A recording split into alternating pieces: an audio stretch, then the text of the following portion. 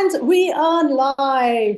Oh, fantastic, fantastic. Greetings, family. Sister Shanice in the house alongside our beloved brother, Ayo Kimani. Hey, also known as Irritated Genie. If you were tuned in last strong family, you will know, wow, what a powerful session we had last strong. Brother Ayo, how have you been since we last saw you last?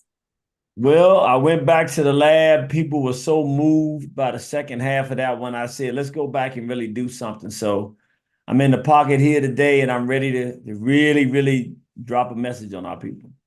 Oh, brilliant. I mean, everyone in the chat was like, we've got to have you back. I mean, you were revealing some profound, insights last strong. I mean, you gave us a pitch and you were connecting some dots that most people just were not connecting. Was giving us an image and a picture of what's going on in the world that it's not being talked about on mainstream media. It's not being talked about in other documentaries. It really is, just ability to see through, the lies, the charade and the rose-tinted glasses that, the world is giving us to look through. And so we're really excited about what you're going to be delivering to us tonight, Brother Ayo. Very excited indeed. So family, quickly spread the word as you come through the door, because we want to get the show on the road very quickly tonight, because last strong, as I usually do, I spend a little while with my introduction, and before we know it, it's like top of the hour again, and I can talk for Christmas now till Christmas. So I promised our brother I won't do that today. Okay, so let us know that you're in the house. Just drop a message in the chat. Give us a thumbs up as well, because we are ready to rock and roll. I know the family's going to be jumping in very soon, Brother Ayo. So what was the feedback that maybe you got your end from last strong, Brother Ayo? It was that there were some things, particularly in the second half, that were just eye-opening and revealing that kind of helped that bell go off. And so people really liked that second part. So what I decided to do was this whole one is just really the second part. It's really, let me show you exactly what's going on without any introduction or anything. Here it is, clear, crystal, full picture. And because people were just moved by that part of it. It's like, I get it now. I'm beginning to really see what we're dealing with. Awesome. Okay, so family, I need to copy the link as well. I need to be sharing the link behind the scenes, because as you know, with Zoom, if there is a way of doing it, I just don't know. But with Zoom, I can't give the link out beforehand, and so I have to wait until we go live before I can start sharing the link. So I'm going to be doing that backstage so that everybody knows that we are live. Let me get that going, because I want to make sure that we get the family in the house for your presentation today, because you're going to be bringing us a revolutionary perspective of what's actually going on in the world today. And I want our entire audience to capture that. So I'm going to do some posting backstage. In the meantime as well, I'm going to share screen for a little while, just to remind people that we have 5 days to go before we start our 6-week online Black British History training course. Oh my days. Brother Irritated Genie, you can't even begin to imagine the amount of history we as Africans have in Britain. At least 44,000 years of Black African history in Britain that has been erased from the history books.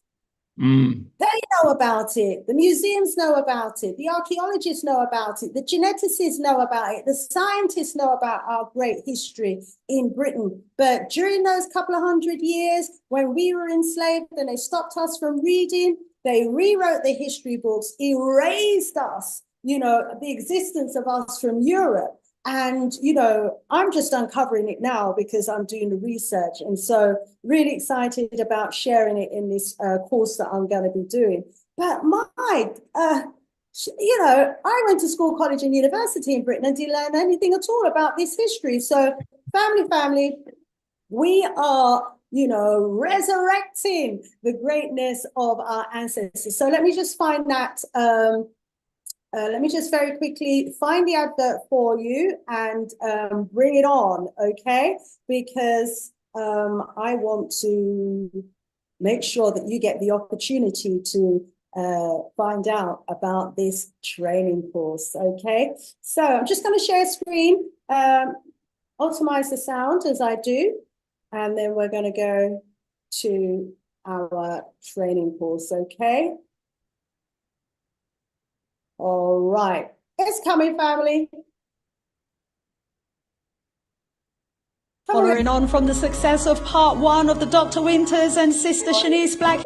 Let me just put it in its proper mode. Okay. It's so slow when I'm doing, here we go. Following on from the success of part 1 of the Dr. Winters and Sister Shanice Black History Study course, here comes part 2. Brace yourself as we resurrect more hidden and whitewashed chapters of formidable African history in Britain. Our new groundbreaking 6-week online training course starts on Monday, the 29th of April 2024 from 7:30 through to 9:30 p.m, bringing you facts, evidence and history that your school won't teach you. If you are a Black history enthusiast, if you are a Black educationalist, parents homeschooling your children, Saturday school teachers seeking new material, then this course is for you. Black people have a greater connection to Britain and the British Isles than you could imagine. For registration or more information, go to sistershanice.gumroad.com. That's sistershanice.gumroad.com. Fee £199 with instalment options available. Book before the end of March and get an early bird discount of £50. Check out sistershanice.gumroad.com to download our free brochure. Check out sistershanice.gumroad.com to download our free brochure. See you there. Oh, I certainly hope that I will be seeing you there, family. I'm so excited about this training course. Oh my gosh, the more I'm digging, the more I'm finding, and every day it's just like, wow, wow, wow. I've got so much to share. I don't even know I'm going to pack it all in. So join the course, family, because, you know, I need more of us to be doing this study, and I need more of us to be writing about it as well, okay? On the last course, on the last session, we actually went into self-publishing because we want to encourage more of our people to be rewriting our history. We can't expect anyone to do it for us. We've got to do it for ourselves. Okay, I am not going to take up, well, and you know what? I've just got one more announcement to make before I don't take up any more time on the show today, because we really want to hear from our brother, Irritated Genie. I just want to let you know that tomorrow, I have the privilege of being on Conscious FM radio. Our beloved brother, Chancellor D, has invited me onto his show. I'm going to be one of 3 guests on his show. What a packed lineup he's got. His show starts at 7 a.m. Is it 7 a.m.? I think it's 7 a.m. British summertime on Conscious Radio. I will post the link in the chat in a little while, okay? He's got a great lineup of guests. I'm honored to be one of the guests on his shows, and so please do tune in. I'll be on about 11:30 British Summer Time tomorrow on Thursday, so make sure that you log in, and I will be posting the links to Gumroad and also to Conscious FM. Okay, hopefully I've given the family enough time to come through the door, because I want us to get off to a very early start today. So without further ado, let me go over to our special guest for this evening, none other than our brother Ayakamani, affectionately known as Irritated Genie. Beloved brother, please introduce yourself and take it away. The floor is yours. All right. Well, Irritated Genie of Southeast, also known as Ayo Kimathi, social architect, and I've been doing the work speaking to our people and educating for decades now. And I mean this when I say this. First of all, I thank you, Sister Shanice. It's wonderful to be in a position to try to help your people and to have some information that you think can help them. But to not be able to get it to them, it almost feels like a waste. I'm so glad that you called me on a whim and asked me to do what I did last week, because it's something I've been wanting to do for a long time, but I couldn't. I'm used to being around people. So this is, virtual. You opened up something for me, an opportunity that I'm going to deliver today. So what I'm going to ask people to do, because I'm going to do my best with this one. I really put a lot into this one because I didn't see it, but I felt it. But now I think I see it. So we'll find out by the end. I know there's going to be a desire to, because I'm going to put a lot of information on the table. So I really want to finish. I want to start and I want to finish. So I'm not going to do a long introduction. I want to get to the end. And then if, we got time left, then we can talk. But I really want to go through each piece because I'm delivering today what I think is, I'm going to call it the drop. What I mean by that is, once you get this, you have the picture of the worldwide circumstance that we're dealing with as African people. And even if you're not an African, if you're anybody, the rest of us, which I'll explain in a moment, it'll benefit you. It benefits everybody on the planet except for those who don't want us to know what's going on because they're the ones that are doing it. So without any further ado, I want to just jump right in. I'm going to share my screen. And like I said, I thank you for this opportunity because we're honored. It's an honor. So start right here. Is my screen up? Everybody's good? Yes, it's good. All right. So my name is Ayo Kimathi. I'm a social architect. If you want to get in touch with me, the best way to do it, liberation@waronthehorizon.com. Again, that's liberation@waronthehorizon.com. We check all of those emails. And I want to start by just giving a little bit more of an explanation of what the decillennial is. We are in the decillennial. I call myself a decillennial. What is the decillennial? The decillennial is a period of history. It's the time that we're in history where African people, if we're going to survive, we have to make the right decisions and moves. And it's not about friends and feelings. We got to know what's going on. We have to maneuver in our best interest. And we have to know what an alliance is and how to make one that works in our interest. And if we move it properly, we are in the perfect time to launch the next period of African Renaissance in the world. But we're also in a perfect time for, if we make the wrong moves, to actually be annihilated as a people. And we must not take off the table the possibility of that, lest we don't take the right actions. So we're in the decillennial. It's time to make the right moves. I'm a decillennial. Let's look at the battlefield. This is going to be important. So I'm going to say this. I usually don't do a lot of selling, but this is really not about sales. This is about information. With the information you're going to get today, you're going to need tools and resources to understand the pieces in depth. You, your family, your friends, we've created a library of information for people for just this time. This is called the Problem Collection. You can see it right there. This is what you need, different things that we've created for this purpose. You're going to need them, and it will benefit you in understanding what you're learning today. You can get them electronically as well if you go to waronthehorizon.com. Don't even have to put www in. Just waronthehorizon.com. You'll be able to go there, and you can order the electronic copies of these. You can get them anywhere in the world in 24 hours. Also, this book to tell you what the problem is. You'll see it. You'll understand it in one way. But, of course, a book is a book. Also, you can get the audio book, and you can get that electronically as well. If you wanted the physical copy of the book anywhere in the world outside of the United States of America, you can get it at moneytreepublishing.com. If you're in the United States of America, then you can get it at waronthehorizon.com that we just talked about. So let me see. I'm trying to just move this top row thing out. How do I move this top row? Oh, there it is. It's gone. We good. No, you did it. Oh, good. You worked it out. No, that's perfect. Perfect. Thank you. Also, the War is Here collection.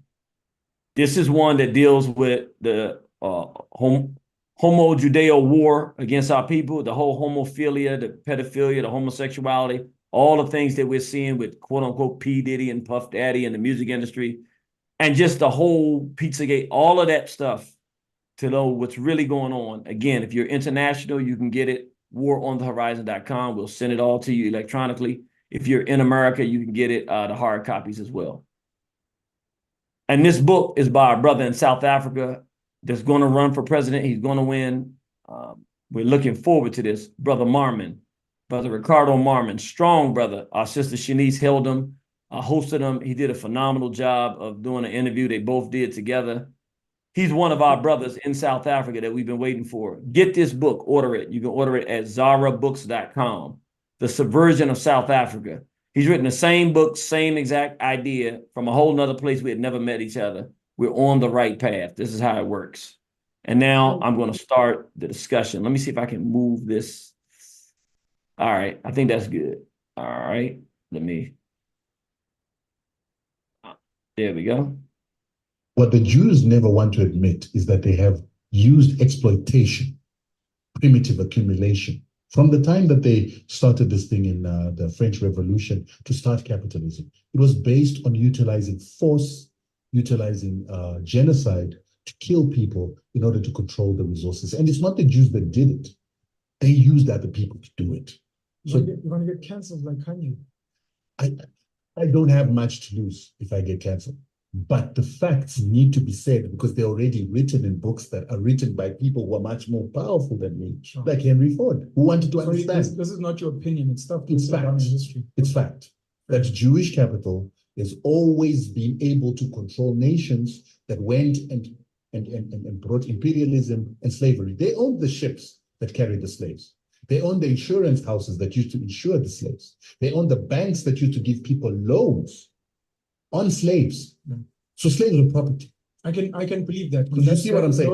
And I don't think there's any Jewish person that can prove me wrong in that aspect, that the banking system that they created was founded off colonialism, slavery, primitive accumulation, and the discovery law that we spoke about. When you speak about... And my issue with Rob is that he doesn't want to admit that. He makes it sound like they became rich just from genius. No, there was exploitation there. There was murder. There was genocide. There was what was done to the Jews by the Nazis being done by the Jews and the powers that they funded on Africans. You're gonna get our channel canceled when? It shouldn't be canceled. What we should have is a discussion where we say, there are certain people that don't want us to have such discussions. How do the Jews help to correct what they did to Africa or what they caused to happen to Africa in the same way that they have had correction with what it is that the Nazis did to them? So I wanted to start with that because I thought it's always good to see, that other people with the same. There we go. So I thought he did a fantastic job of starting it. And I want to start with this picture. He just laid out the foundation for us. Here we see in United States of America, we see them surrounded. In Russia, President Putin, who I have tremendous respect for and appreciate, he's surrounded too, though. He's doing a heck of a fight for the world, but nevertheless, all of us on this planet, whether we know it or not, are facing one real issue. And you can kind of see it, capture it in this picture here. What is the primary war on this planet? There are lots of issues. As African people, we have lots of adversaries, and other groups will feel the same way. But there's one war that supersedes all of them, and is more important than all of them, because if we lose this war, there are no more wars of relevance. There's one war that we all must know about if we're going to survive the 21st century. And there's two sides to that war, so it's not complex. One is who we just talked about. There they are. The Bolsheviks. The other side of that war is the rest of us. I want people to understand what I'm saying when I say this. I am not saying that we have friends. I'm saying that from the perspective of the people who are launching the war against planet Earth, all of us who are not Bolsheviks, Jews, if we're not that, we're on the plate for destruction. That's the way the war is being waged. It is not up to us to determine what the war is. It's only up to us to decide what we're going to do in this war, which puts us strangely in the bucket with groups of people who we may not be very comfortable with. But it doesn't matter if we're comfortable. It just means we're all getting destroyed. Now the decision of what we're going to do about it becomes ours.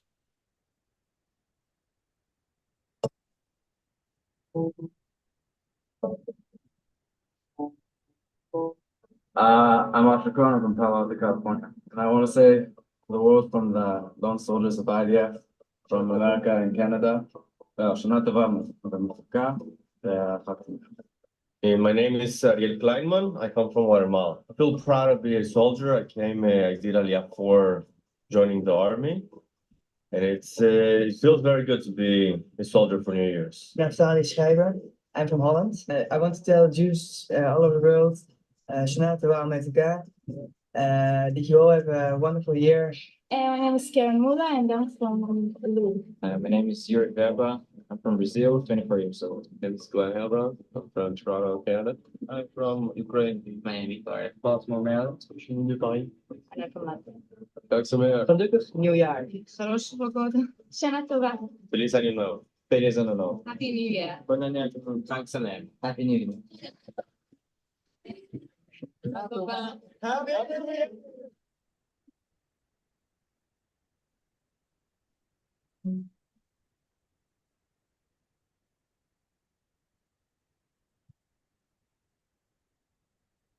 Now, I showed that for one reason.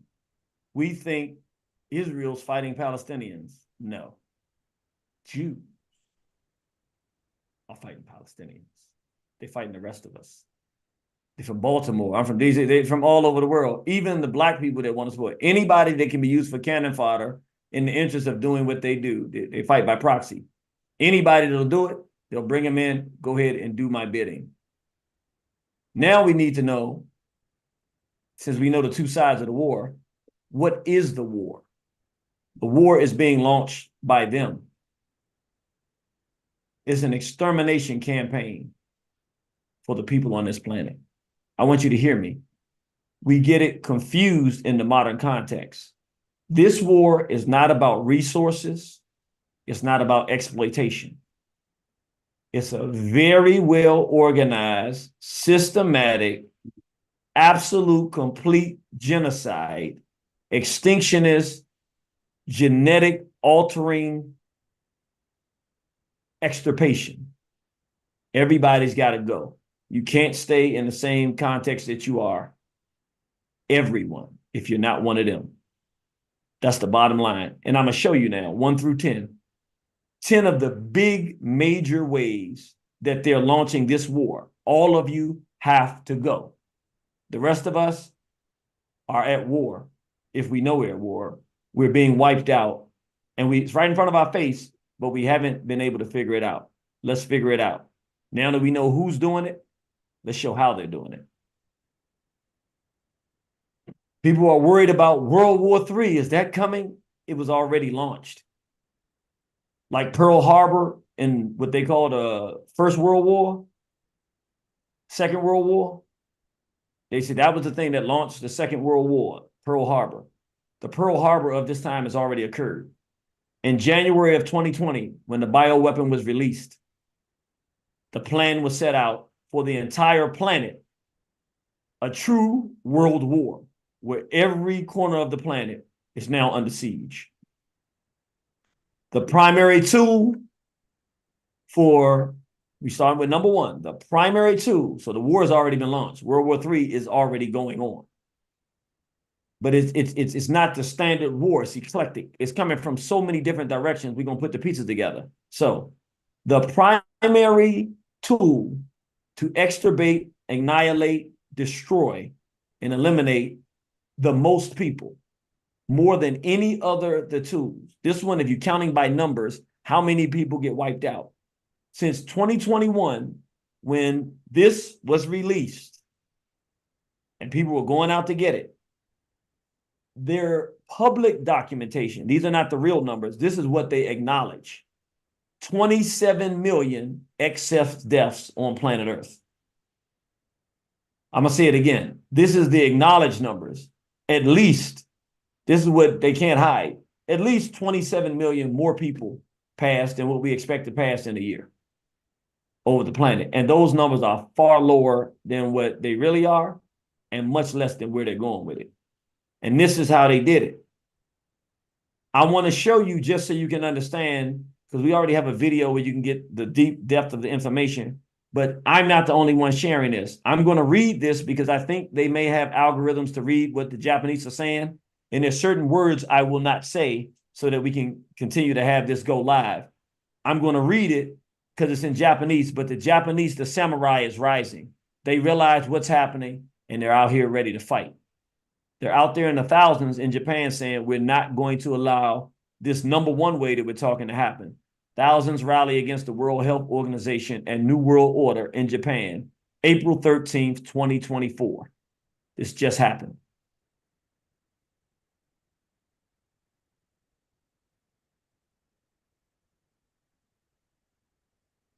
That's when they're outside. However, there indeed exists something very evil. It's often dismissed with a single phrase as conspiracy, but in reality, conspiracies have been part of our genetics and culture since the age of exploration. Continuing to this day, I can realize this. I can't realize this. In that sense, my message for you today is about these things that use our genetics to make our bodies produce pathogens or proteins, even as they're disguised as something to help us. For example, the next thing could be influenza. And now there's panic over sugar and various other things, but the strategy to use messenger types for everything, because the basic strategy of America, global pharmaceutical companies, to everyone here among friends and acquaintances, introduce genetic into the body should not be done regardless of the type. Take this message home, and doing so to protect your children and grandchildren. In this sense, half a century later, that was the World Health Organization has over the last 4 years, because guiding us through some absurd direction, upon investigating over 85% of the World Health Organization's budget turns out to be funded by pharmaceutical companies with stakeholders like Bill Gates Foundation, indicating that it's directed towards their interests. This means our health is being used as a weapon, and now they're in the midst of a third world war fought with information, questioning whether responsible adults are aware and able to protect themselves accordingly. This is the result of our parents and grandparents protecting us. Which is why we have managed to survive until this day. Let's stop the third atomic bomb with our hands, in the hands of the Japanese people, shall we not? They ready to fight. The samurai's back. This national movement actually has 4 objectives. First, a pledge of declaration. How we will protect our children and protect Japan.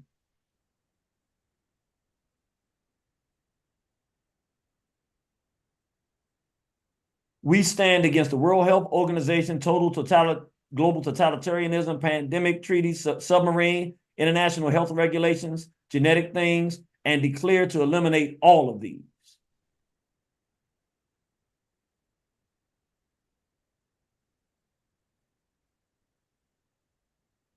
Figures such as Tewodros, Gates, Schwab, Biden, representatives of the New World Order. One of their primary strategies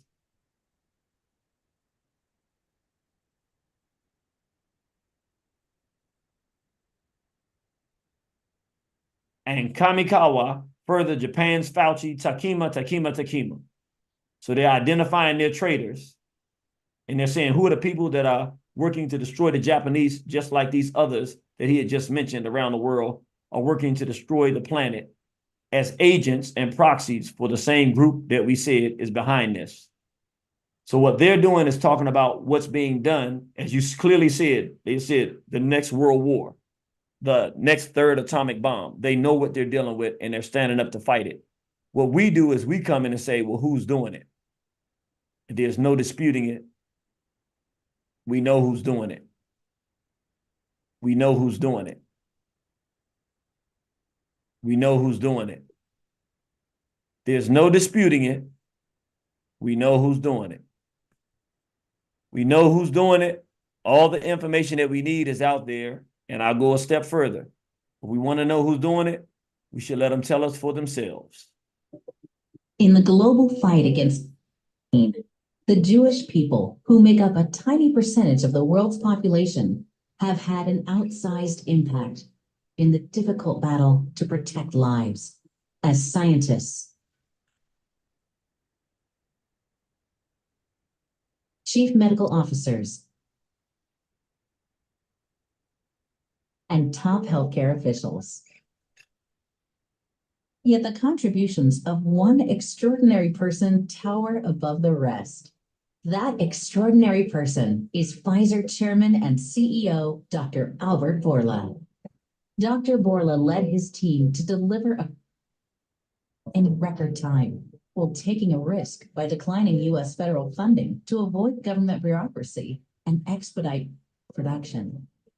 A child of Holocaust survivors from a Greek Jewish community destroyed by the Nazis, he's proud of his Jewish heritage, is active in Holocaust remembrance and education, and a strong supporter of Israel, which was the first country outside the U.S. to receive the Pfizer and the antiviral pill. The pandemic is certainly not over, but the world is infinitely better off with Dr. Bourla helping lead the charge to save lives, with more than 2.5 billion Pfizer doses already distributed. Because of Dr. Bourla's extraordinary contribution to humanity as the world battles the worst health crisis in 100 years, Dr. Albert Bourla has been selected as the recipient of the 2022 Genesis Prize, the Jewish Nobel Prize. Thank you, and congratulations, Dr. Bourla.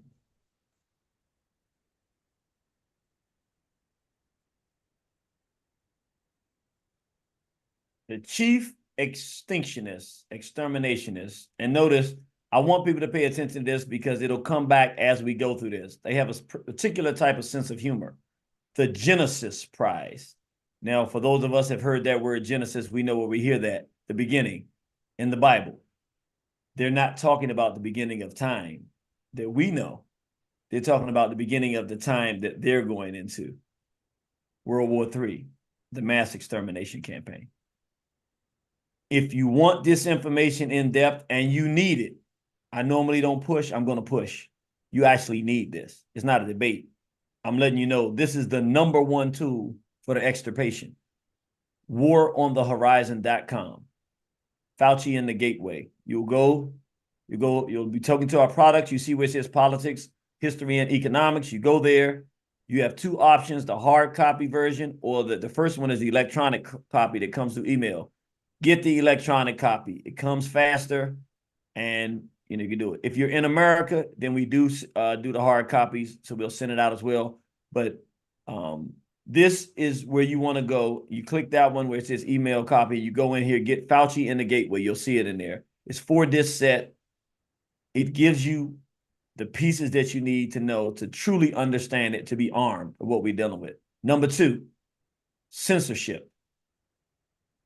You see now in the US, they're talking about trying to get rid of TikTok. Why do they want to censor everybody? What's going on? We see now, we already know if you go on YouTube, we're on YouTube now. Why is it that we're talking this way and I'm not saying certain words and I got to cut out things? Because the censorship is major. Facebook, we already know. But the question is, why do they want to censorship everything? The House has passed a TikTok ban bill. Well, let's see why they want to censor everything.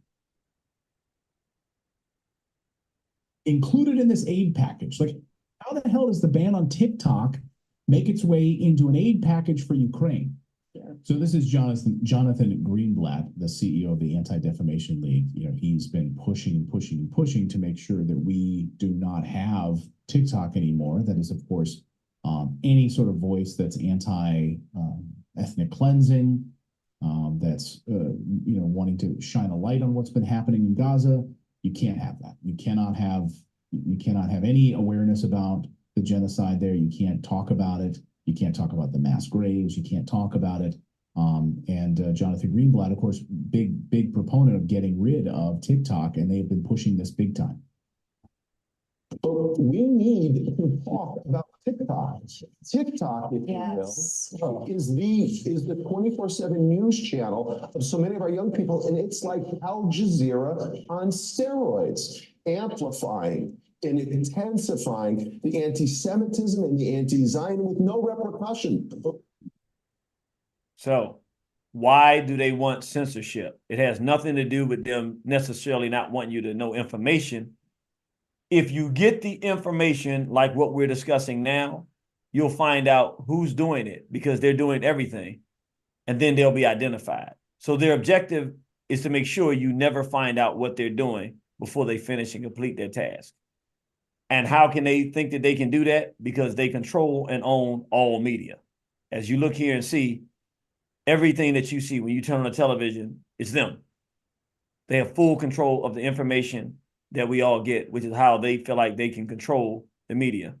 And the one that you have right now that they have the least control over is Telegram. And what are they doing with Telegram? Listen to the last word that he says. This Telegram has been described as the app of choice for extremists. As we were paying tribute to Sir David on Monday, Telegram users could access videos, violent threats against politicians, the LGBT community, women, and Jews, as we were paying our respects. You hear who they're really dealing with. The last one is the only one they care about. Too much information is being pointed towards them and what they're doing. We're going to number 3, major warfare ways. If you're trying to eliminate people, you don't want men and women to come together to have children. So you push homo-Zionism, or what we call gendercide. It is the moral, spiritual, cultural assassination of what life is about as it relates to people. Man and woman come together to produce family, to produce people. That's where populations come from. Then attack that right in its core, which is part of their culture. So now what they're doing is cultural conquest of the normal people of the planet, of which African people are the major standard, because our core standard, as you see with our artwork, with the man and woman tied together, anywhere you go, it's always man and woman as one. It is the core of who we are. We're the leadership of it, which is why they're having the hardest time getting us to convert to it. This is a major play of warfare, part of the chessboard. We call the Homo Judeo war on the world. So when you see these 2 flags, we want people to understand. The one over here that's blue, we think of it as a landmass. It's not. It's a group with an objective of extirpation, extermination. But on the left, when we see the color one, it is a conquest flag, a cultural conquest, meaning I have conquered your culture. You will now participate in my Babylonian Talmudic culture, which we also call Satanism. How do we know that? Well, what does that have to do with Jews? It's their flag. It's their original flag. The one you see that's blue is a secondary flag. If we go back to 1934, Russia said the Jews need their own homeland. So they created what's called the Jewish Autonomous Oblast. That's their homeland in 1934 in Russia. Look down and see what their autonomous flag is. You see it right there? It's this flag. What is that flag? That flag is this flag. This is the Jew flag. I'm not saying it as an insult. This is the Jewish flag. It is their 1934, long before 1948, when you see the blue flag with the Star of Remphan or the Star of David on it. Here you have the Jewish Autonomous Oblast flag, which we now refer to as LGBT. It is a conquest flag, cultural conquest. You will now be a homophile, a pedophile. You will accept this sexual degeneracy as your culture. We have conquered you. That's all it is. Now we're going to talk about the modus operandi. What are the tools they use? This is a major one that they use. And once we understand it, we'll be able to see a lot better. Divide, conquer, destroy. And while they're doing it, they always pilfer and rob like you can't believe. Here's another piece of history that the mainstream media will never tell you. On June 8, 1967, the USS Liberty, a U.S. naval research vessel, was attacked by the IDF, killing 34 American servicemen and injuring another 174. The incident took place during the Six-Day War between Israel and several other Arab nations. And at the time of the attack, the ship was in international waters north of the Sinai Peninsula. Officially, Israel apologized for the attack, saying that the USS Liberty had been attacked in error after being mistaken for an Egyptian ship. But is that what actually happened? According to this article in Haaretz, there was a conversation that was picked up by the NSA between an Israeli aircraft and the Israeli Air Force war room. Pilot to the war room, quote, "This is an American ship. Do you still want us to attack?" War room back to the pilot, "Yes, follow orders." Pilot then again to the IDF war room, "But sir, this is an American ship. I can see the flag."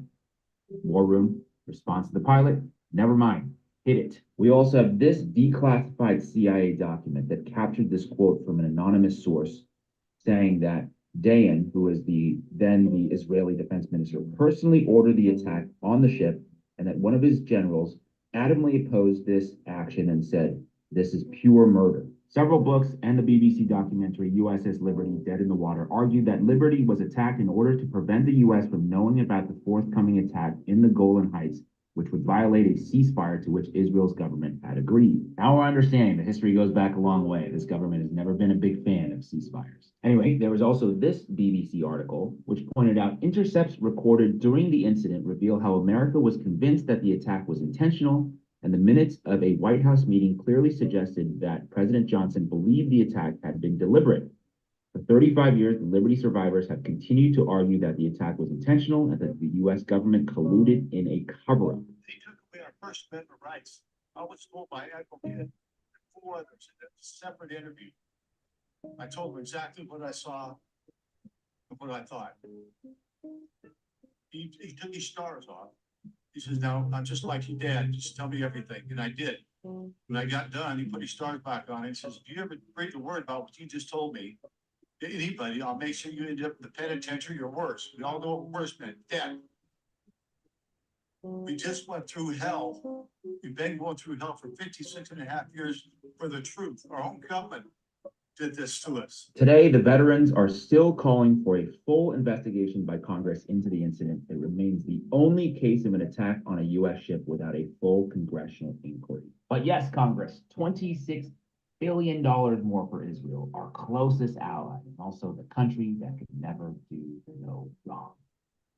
So what we see here, they kill American citizens on purpose, and then they get paid to do it.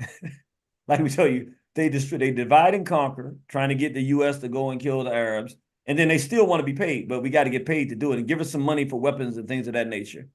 If that doesn't do it for a person, we just want you to see they wage war by proxy and deception. They tell you somebody else did it.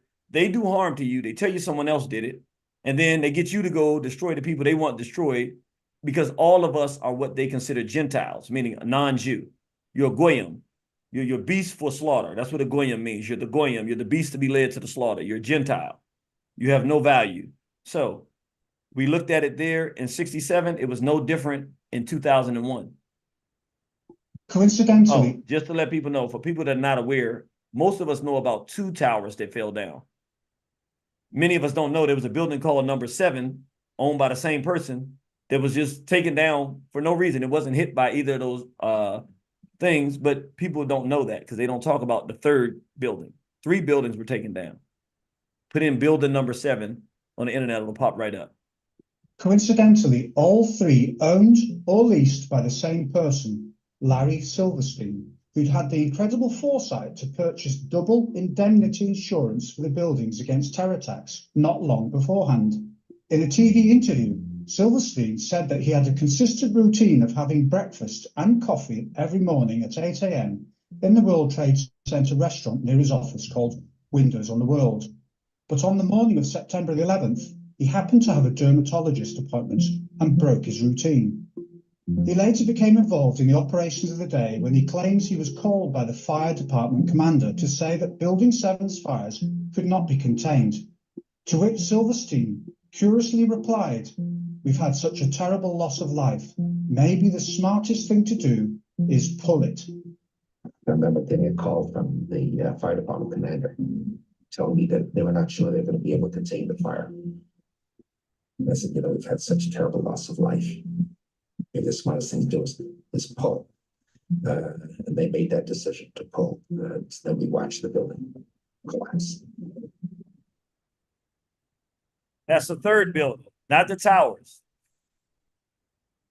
The term pull it is not a term used by the firefighting profession. By 5:20 p.m., the building had been evacuated for hours. But when it was evacuated, the term evacuate. The term pull it refers to demolition, where you have explosives that have been pre-laid into a building so that it can fall properly in on itself and it doesn't fall over and hit other things. So it's a neat pull down or destruction of a building. That's done by people who do that for a living, the construction, people in the field to do demolition, not by firefighters. So what we just saw is 6 weeks before it happened, this owner took out $1.5 billion policies on all of these things and ended up suing them when it was over for $4.5 billion, as if we don't understand it. He knew. But if you want any question, now remember, he's in America, Jew. But he wasn't the only one, because remember, we have the dancing Israelis. The dancing Israelis, you know what? I could tell you, I'll let somebody else speak for it. Here's verified information I'm sharing with you. People know that on the morning of 9/11, a lady looked out of her apartment in New Jersey, looking over to the burning tower, the first one, and saw 5 Middle Eastern looking men filming it, high-fiving and cheering. She took them to be Arabic. She called the police. The police eventually tracked them down. They were traveling around in a white van. They were Israelis. They became known as the Dancing Israelis.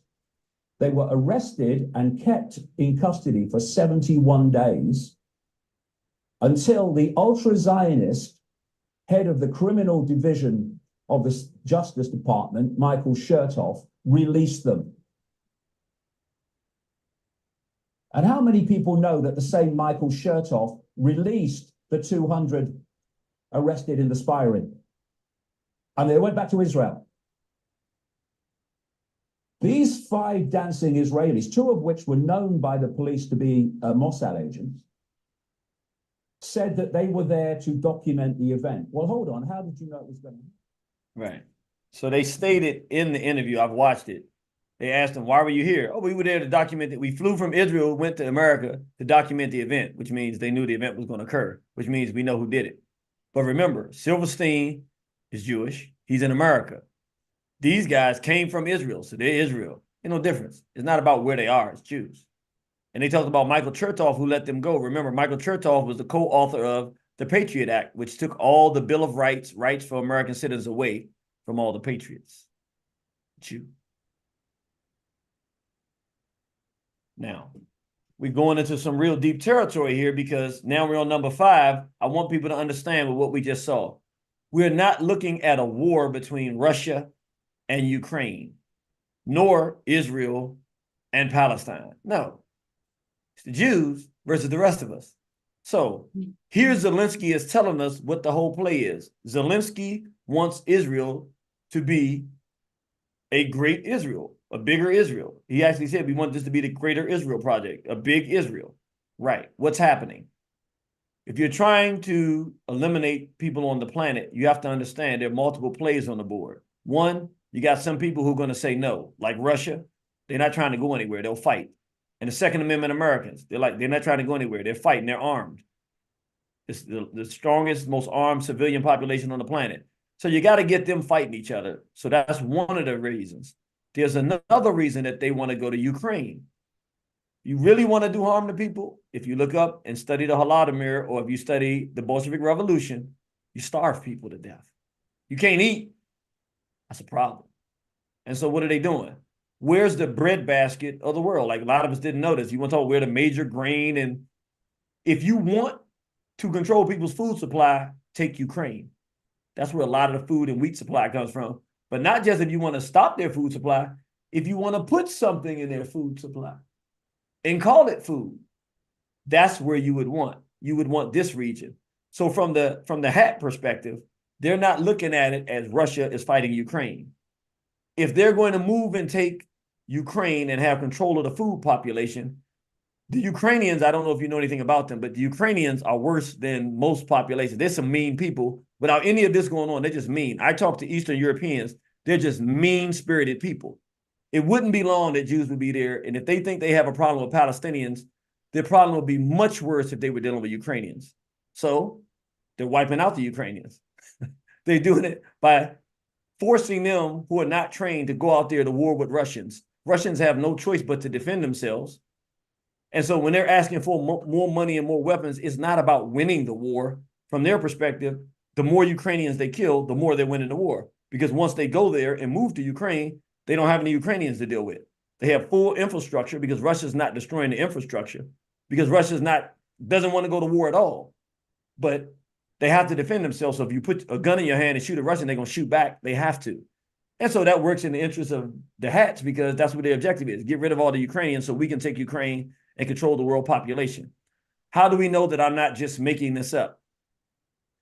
The president of Poland, who is part of, remember, they're part of NATO, who are the enemies. NATO was created to destroy Russia because Russia wants to be free. Them the white folks like, you're never going to enslave us. So they like, yeah, we are going to do that. So they created NATO to destroy Russia. Even the Polish, this is the president of Poland, who's part of NATO, who's fighting against Russia, revealed that foreign companies own most of Ukraine's industrial agriculture. Let's see what he had to say. I would like to draw particular attention to industrial agriculture, which is not really run by Ukrainians. Now, he's in Poland. It is run by big companies from Western Europe and USA. What he's saying is run by hats. If we look today at the owners of most of the land, they are not Ukrainian companies.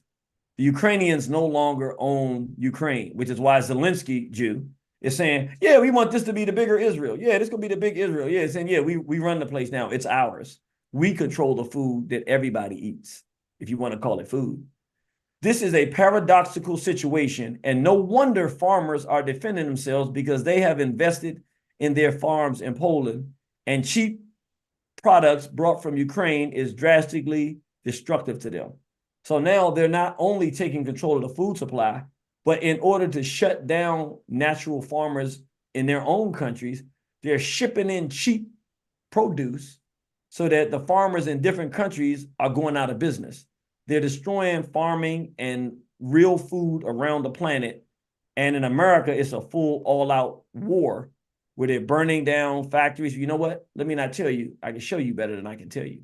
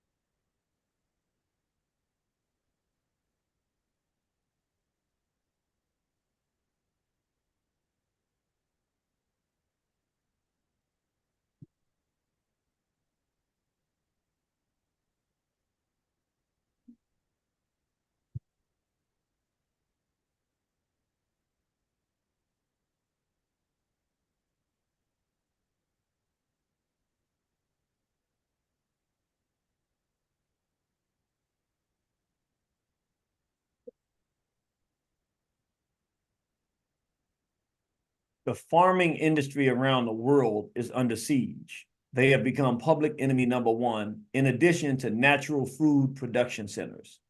Anyone making real food that can help people eat, whether farmers, local farmers, even if you got your own local garden, they're coming and creating laws criminalizing all of this because the objective is simple.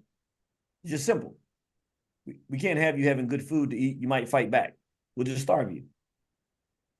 Number 6, open border invasion.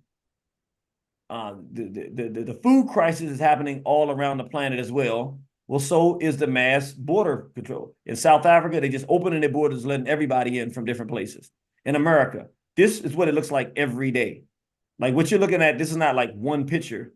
Every day, some days it's 2 or 3 times worse than this. Sometimes it's the same. Every day, they're just letting people in. Why?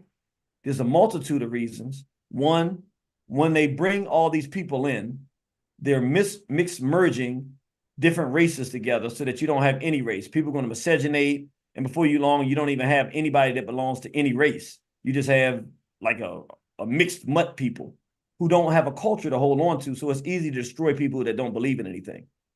But 2, they're doing it because they've systematically used white folks to abuse people around the world, even though a lot of times it's driven by them because they look white. They are white. But then, now that their objective is to destroy whites, they're taking those same people, mass crashing them into their countries, arming them, and saying, remember what the white folks did to you? As if they're not white. But we want to know who's organizing this. Let's see who's organizing them.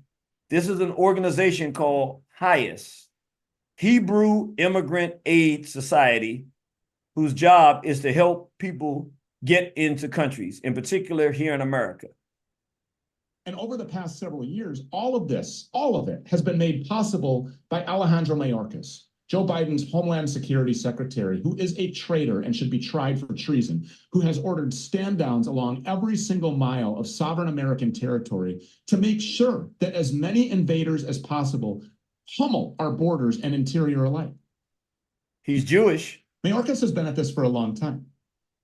He's a former head of the Hebrew Immigrant Aid Society, and he worked for Obama a decade ago, perfecting his open borders invasion strategy. In fact, Alejandro Mayorkas and Joe Biden, way back in 2014, they sat side by side as they called for an unrelenting stream of third world migrants to pour over America's borders and make white people an absolute minority.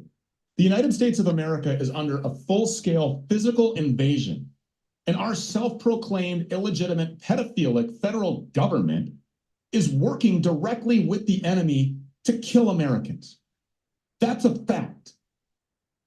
They pick them up at the border, they take them anywhere that they want to go, first-class flights, 4- and 5-star hotels, and then they turn them loose while you and your family and your kids pay the price. You know, Mayorkas, the Hebrew Immigrant Aid Society. And so I waited there for 4 days. And in fact, he did come. And at that point, he landed just beside, very close to the highest little headquarters down there in Darien province, and went into what's called, it's called San Vicente Camp down in Darien. I call it China Camp. Highest headquarters down in Darien province, Panama, I'm going to say as clear as I can, is about 40 yards away from the main gate of China Camp. This is a camp where the Chinese are mostly using to come to the United States, right? It's also a camp where Hezbollah stream through daily. The Hebrew Immigrant Aid Society, I want to say it crystal clear, is aiding and abetting directly. I've got it on video over and over and over, helping people like Hezbollah come in. I've got it on video, but I've actually got footage of him in the camp, and he promised to increase the size of that camp, which he did, while HIAS is helping Hezbollah get into the United States. I can't stress that enough. A lot of people don't understand how serious that is. For instance, one Hezbollah guy that was caught, 3 weeks ago now or so, he admitted to being Hezbollah, and he came through the Darien Gap. That means specifically that HIAS helped him get in. He was caught in El Paso, right? A Hezbollah guy caught in El Paso clearly was helped by HIAS, which Alexander Mayorkas was a board member of HIAS. His organization helped him. Now, by the way, if you go to hias.org, you'll see a long list of donors. including, I think, 9 different Shapiros. One of them is Ben Shapiro. I'm not saying it's the Ben Shapiro from Daily Wire. He gave a very flaccid denial that he's on there. Very flaccid. I don't believe him, actually, because he hasn't made a really hardcore denial whether that's his name on the donor list. Daily Wire refuses to denounce Hayes. Why? Why does Daily Wire? Go to Hayes.org. Look at this long list. Pritzker family, all these different list of people that are literally helping Hezbollah get into the United States.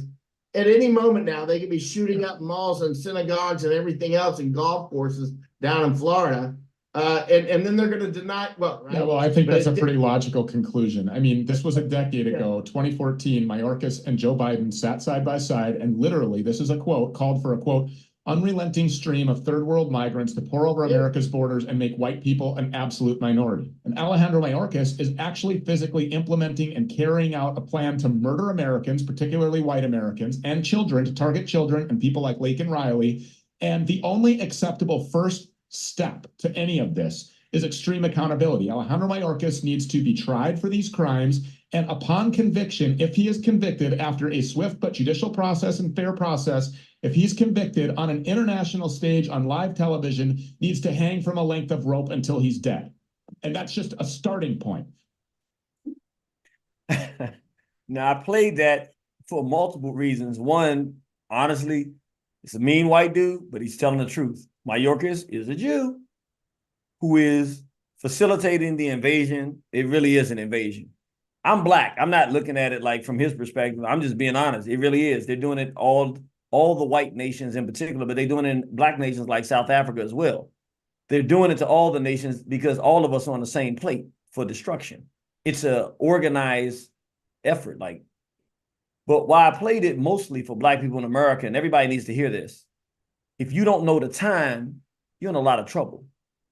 He's speaking the quiet reality of how white folks are feeling right now for the slaughter that they're facing. They see it. They're gearing up. When you hear them talk like that, you better know white folks. It's important for us to talk because we need to know in this moment, they're not looking at us because they can't lie to themselves and tell themselves we have anything to do with the border, with the food, with these that they say is supposed to help you. We have nothing to do with that. So their eyes are focused in the right place. If we are not wise and not in the discussion, the hats who control media will turn it, and all of a sudden we'll be the reason everything is wrong. And with that spirit right there, we'll be right back in colonialism, just like Eric Prince said recently. We should go to Africa or Blackwater and we should recolonize. No, you coward. You're getting slaughtered like the little fag you are, and you're afraid to deal with the real issue. Don't let them out the hook. No, you know who the issue is. They're killing you, and you're a coward, and you won't say anything about it. Point them right back in the direction. One thing about this white boy here, Stu Peters, he ain't nobody's coward. He's calling it out for what it is. He feels it, and we better be aware of what's going on because they're getting ready to do something. And we don't need none of that coming at us, but it will if we're not prepared.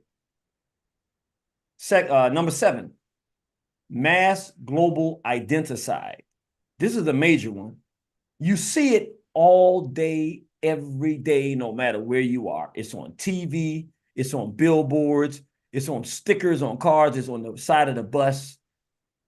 They're always mixed merging racial stuff. What are they doing? They're literally committing genocide to the identity of people. They're mass murdering the identity. That's what you saw when we just saw all those people coming across the border. Part of what they want to do is this mass miscegenation. No black people, no white folks, just a mutt thing that they can just wipe out because they don't have any culture to hold on to. This is a product that was created for schools in Africa, created in England. It's filthy all the way through, but I want you to pay attention to it because at the first glance, it just looks innocent. But pay closer attention to it because I want you to give you a way to know how to read it. And once you be able to read it and see it, they tell you what they're doing right in front of your face. Remember their sense of humor. All right, first of all, I'm going to ask Sister Shanice. This is what I want to ask you. Who's on top, Sister Shanice? Who's on top? Well, they're giving the impression that in that particular image, that the black woman's on top. But we All know right, that's okay, so let's get ready. The black woman's on top. Let's get, it says ready at the top. What is the thing that she's holding? hey. She's promoting their alternative lifestyle. No, I'm saying, what is the word that she's holding right there? Oh, okay. I mean, it's sexuality. Okay, stop. Okay, so we know what she's good for because she's right. You got ready, right? See, get ready. What is the black woman for? She's a woman. Whose shoulders is she standing on? The white man. So, haha. So remember, this is a classroom, jet black people all throughout the African continent. They're sitting down. This is their curriculum. This is the image that's going there. The black woman's on top. She's the one empowered. She's standing on the white man's shoulder, which means she's supposed to be with who? Right. But whose shoulder is he standing on? Another white man. Another man. That's right. So he's a man with a man, and she's on his shoulders. So they all with that. Then we look over to the left. Is there a man there, or is it two women? Two women? It's two women. One of them Muslim, one of them is another woman. So now the women don't need men on this side. And here, the woman who's about sexuality, about sex, that's what she's good for. She's good for sex with the white man, but he's good for sex with another man. There's no identity. There's not even a white woman in here. So technically, if you look at this, it's in front of a room full of black children. This is extermination because they're black. And the only reason they're jet black is because their mama jet black and their father's jet black, which made them jet black. Beautiful and black. This doesn't have a black man there. No one for protection. No one for the proper mating with the black woman and partner. They've just been eliminated from existence. But even the white man, the white woman's not here. So who he gonna mate with? Only someone that can make a blur race. He can't even make his white race. They're teaching literally genocide right in front of us with identicide. If you turn on the easy way to look at it, every program is a black woman with a white boy. Or a black man, either gay or with an Asian. He was something. He not a black woman. Say it again. Same in the UK. Same in the UK. Anywhere you go in the world, every billboard, every sticker, every book you look in, every ad, it's ubiquitous. It's identicide. The destruction of the identity that will kill people. So when we look at these things, if we pay attention, remember their sense of humor. You see the sense of humor here, you got sexuality with the black woman holding it. She's a sexual object. They put these messages here. We hear this big thing, diversity, equity, and inclusion. I should be included. You look down here where you see this thing at the bottom. It looks just like what we saw coming across the border. What'll get happen? All of these non-white folks mixing with white folks, what is it going to produce? Some race neutral thing. That's what they're trying to do, eliminate race, because they want us to what? Let's look at the words again. Diversity, inclusion, and equity. All of these different groups you see here are about to die. We're going to merge them together, destroy their identity, destroy them all. Mass global identicide. And what it is, I had this picture in my last book. I just showed it because I think it really captured it. You still have the physical person alive, but with identicide, they just like prick you like a mosquito and suck in your blood. They suck out everything in your culture that makes you have dignity and self-respect and pride to have you with your proper partner to build family, community, nation, empire. It's all gone because inside of you, your whole identity has been destroyed and eliminated. Identicide. I put this up here because I think people need to know it's going to hurt, but I got to say it. Not fans of either of them, but I got to be honest. I'm keeping the scorecard, brothers and sisters. I'm telling you the truth. As it relates to the first one, the first thing, the major situation we said, the major war, this one here, Candace Owens, the truth is the truth. She's on the right side of history saying, no, we can't be forcing people to take this. Number two, man with man, woman with woman, she says, no, this is wrong. It's wrong and I'm against it. She stands firm. And then both of them, as it relates to Goliath, the one who said they're in war with the whole world now, both of them equally have stood up and are in the front lines of fighting and standing up against this same group that we're saying is exterminating the planet. Why do I put this up here? It's going to hurt, but I'm going to keep it real. I'm just keeping it real. I no longer classify as Pan-African or Black nationalist, and I tell people that every time I go somewhere because I've been fighting the real battles for a while, and they just won't take a definitive position. And honestly, over half of the people that people talk about are Pan-Africans they like are a bunch of homos. I'm just saying I know what's going on. And a bunch of them told people to take they told people to go out and take it is what it is. So they're not on the right side of history, and they're not talking about the big Goliath that's destroying the planet now. I don't want to be associated with nothing that don't know a man supposed to be with a woman. You can't even be in my space with that. So I'm an African nationalist. I create my own term. I'm out. So which means what? I love y'all and I with y'all. I got your back. But you can't use me to say, no, we got Pan-Africans fighting this. Nope. I'm keep it real. The miscegenationists, 3. The Pan-Africans, 0. And look, I want you to understand, I'm Mr. Black man with Black woman. I'm totally 100% against miscegenation, 1,000%. But I'm just being honest. The Pan-Africans and Black nationalists' unwillingness to take the relevant battles that are here, it is still relevant to give a person a sense of their self. But when people want to join and be part of something, when an issue comes up, they want to see how you fight it. And I would just be real. Why is it getting old and dying? Because you ain't fighting nothing that's relevant. I'm just being real. The real battles that are on the plate, and today we're seeing what the battles are because we're seeing what the genocidal maniac is bringing to the table. 3-0 to the miscegenationists. So which makes a person do what? They look at the battles that's being fighting and they say, well, he's fighting it. Yeah, he's fighting it. Candace Owens fighting it. I want to be like them. Well, who they married to? She married to a white man. Man, if you really want to be a woman to stand up, you got to have your white man. You got to stand on his shoulders. I don't agree with that. I don't agree with that, but I'm just keeping it real. Ain't about talking, what you doing. Well, yay with it because he always got him. He got his second white wife. Maybe the reason he could do that because he got him a white woman. She not arguing with him. I don't agree with none of that. I'm just saying the message is there. They looking for who fighting. Pan-Africans ain't fighting. Black nationalists ain't fighting. You fighting the battles you fighting. Police brutality, I love and appreciate that, but I'm keeping it real. We talking about the genocidal war against planet Earth. Love you for what you are doing, but these battles, you're losing them. Let's go to the next one. Assisted Goyicide. What is that? That's suicide of the Goyim. They call us the Goyim or the Gentile. This is one where they get real sophisticated. These hats are.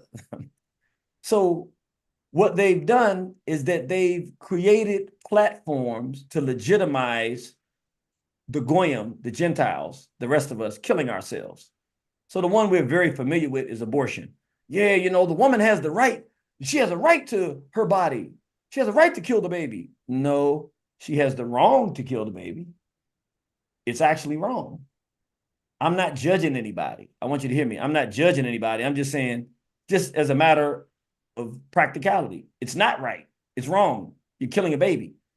I'm not judging a person for doing it. I'm just saying their objective is not right or wrong. Their objective is to kill us. And if they're trying to kill us, they want us to be out here having crazy kind of sexuality, but they don't want us producing children. So they let you have all kind of crazy sex, but if it produces a child, then they give you the facilitate the raising for you to get rid of the child and the capacity to do it. But the real one, because we're familiar with that, we know about them getting us, like we talked about Russia. Russia fighting with Ukraine is just the Goyim slaughtering each other. They would call that Goyicide. Hey, the Russians are fighting the Ukrainians on the ground, the ethnic Russians. They're fighting and killing each other. The Goyim are killing each other. It's Goyicide. They're killing each other. But the one that's really fascinating right now, and I'm not exaggerating, it's called MAID, Medical Assistance in Dying. They've gone buck wild in Canada. And I'm going to just show you like when they really took this thing to another level. We know that if a person has a terminal illness and is in a lot of pain and they can't recover, we know that they've always had a thing where a person can make the decision to pull the plug or something. I want you to hear me. I'm not exaggerating. That's not what MAID is. Literally, they want to facilitate giving you the right to take your own life. So right here in 2020, when did we say World War III was launched? 2020. They went and took a poll, and of course they asked the questions in a way that a person might not have understood exactly what their intent was, but they were basically asking the poll, if you had to, a person has a right to take their life to not be in pain. And they came with 74% in Canada. So they said, oh, the people are primed. They're ready to kill themselves. So we got them. So now what they're doing with this thing, I'm not exaggerating. This is real. It's not a meme. It's real. They have this thing called maid. Now, you know, a maid is a servant to help you. So the hats are saying, yeah, we're going to service you. We want to help you kill yourself. We're your maid. So this is real. It's your life. It's your choice. You know how they tell you the woman is your body, is your choice. It's your choice to kill your child. You can do it. No one can tell you you can't. It's your life. You don't have to live. Literally, I've heard white people from Canada. Now, if you notice they do this to white folks, you know what they'll do to us, brothers and sisters. I can't make this up. In Canada, the woman's father had a brain tumor. He had a surgery. The surgery was successful. He's about to leave the hospital. They say, sir, we want to introduce you to MAID. If you would like to take your life, you can do it. He's like, what are you talking about? I had a successful surgery. He leaves the hospital. A month later, he gets a phone call. Yes, sir, we're calling from such and such hospital. We want to know if you're interested in MAID. He's like, what are you talking about? Periodically, they call her father to make sure if he wants to take MAID. In fact, they had to fight a bill in Canada that they were trying to make it legal to 12 years old. And basically, the way the bill was written, if you have a 12-year-old that really has severe depression and just doesn't feel they can make it any further, they don't have to go to their parent to get permission. They can go through the MAID process and get medical assistance in dying. I'm not making this up. If there's anyone who sees this from Canada and hears this, and if this is still up, they will comment in the section and say, I know what you're talking about. That happened to my uncle. That happened to my sister. Like, they literally have a process called MAID. You see here, Dr. Myers. What is this, Michael Myers? Halloween or something? I can't make this stuff up. Like, they're literally assisting people in our suicide, which for us is genocide. For them is goyicide because we're killing ourselves. So they don't have to physically make us do it. They're getting us to do it ourselves and empowering us to do it. I couldn't make this up.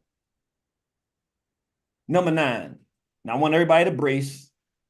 Just brace for a minute because I know the primary audience is most people probably aren't Christian. You're African nationalists or you're Pan-African. I get it, but I just want you to hear this. So take off the ego, take off your predisposition and your biases. Believe me, I'm way ahead of you. I'm probably one of the most hostile people you ever meet towards religion, but this doesn't have anything to do with us as Black people. There's a reason why we have, I call it number 9, outlawing Christianity. They're moving against Christianity now, but it has nothing to do with us and how it was imposed upon us. It has nothing to do with that. It's the second crucifixion because they realize, and this is a weird thing for me to say as an African, but the greatest tool to fight them and identify them is the Bible. I know that sounds crazy, but I ain't going to tell you nothing I can't show you because they know what happens when people get desperate. And what they're doing is creating desperation on this planet. They start getting depressed, and so they start clinging to that which gives them relief. So the Christian will start clinging to their Bible. Well, right now, in the happy days, the preachers ain't talking about nothing. So they're not clinging like that. They don't even read their Bible. But when things get bad, they're going to start reading their Bible, and they're going to start looking for answers.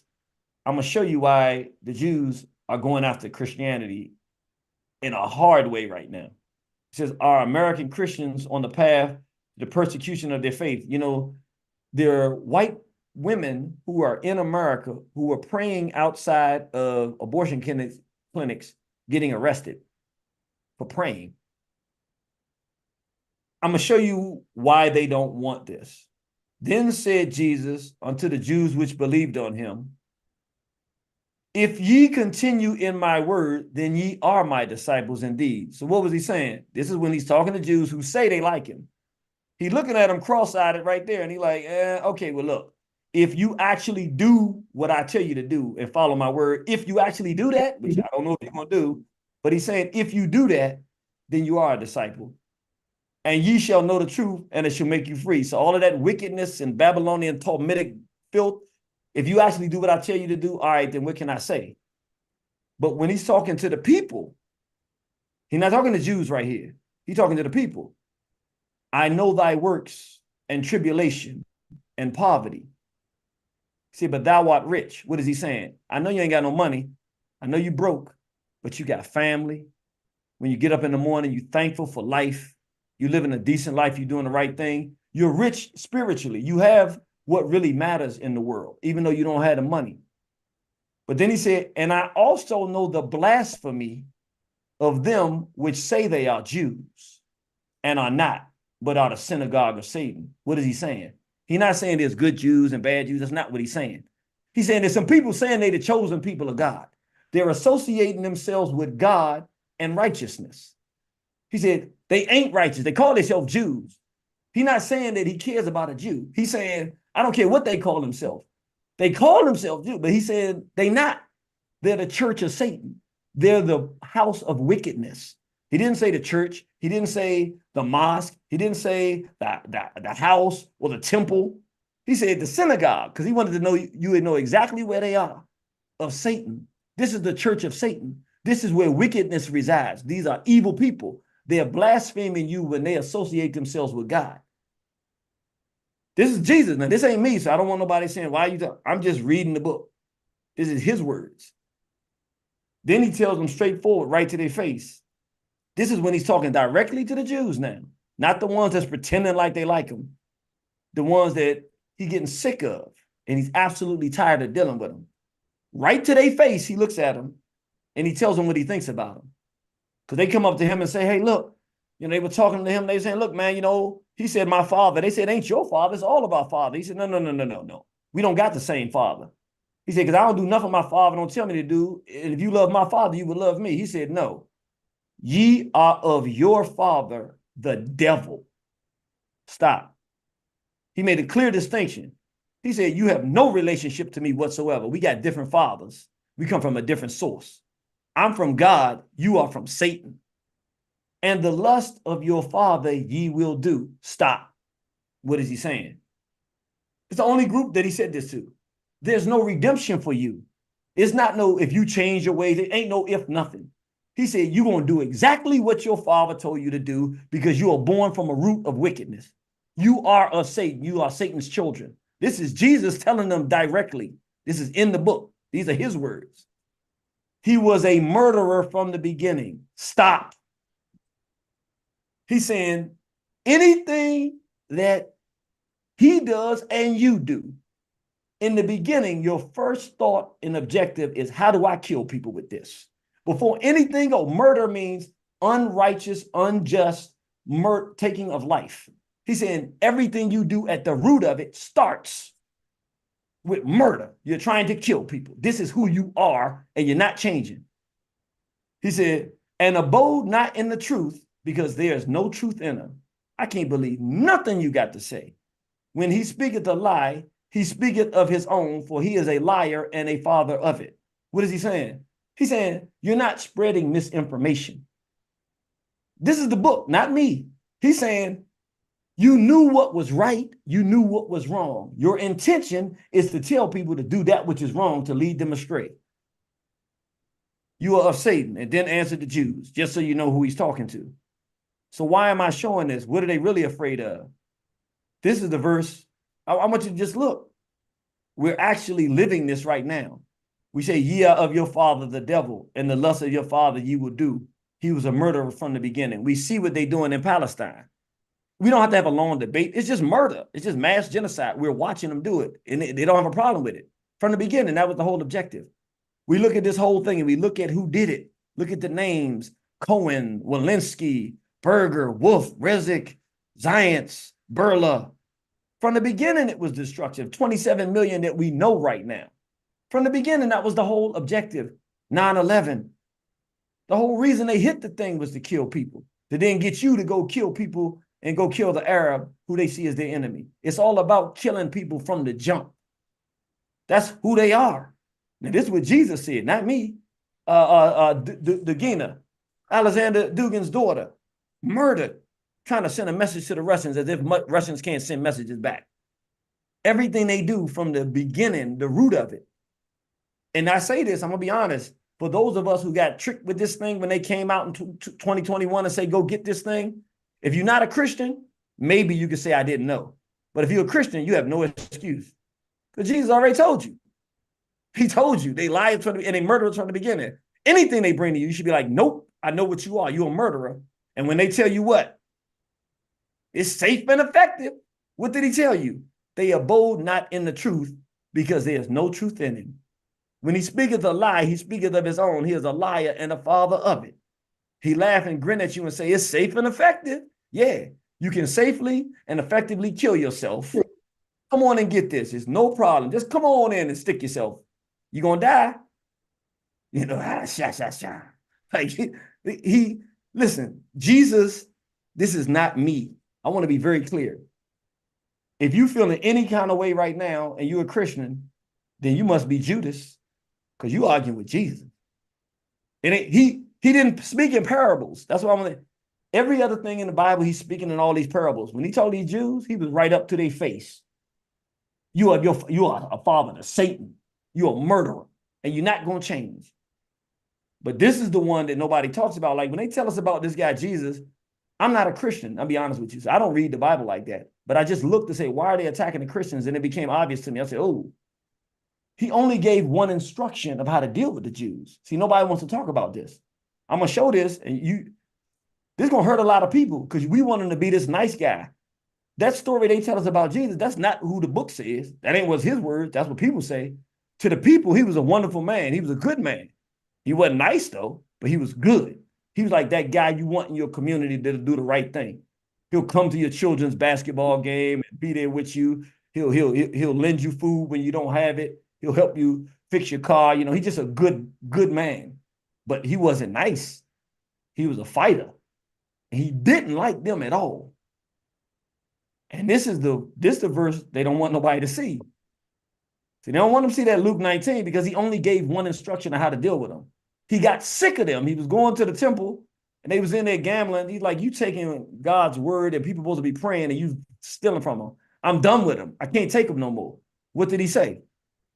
But those mine enemies, the Jews, he already told us who his enemy was, Satan, which would not that I should reign over them.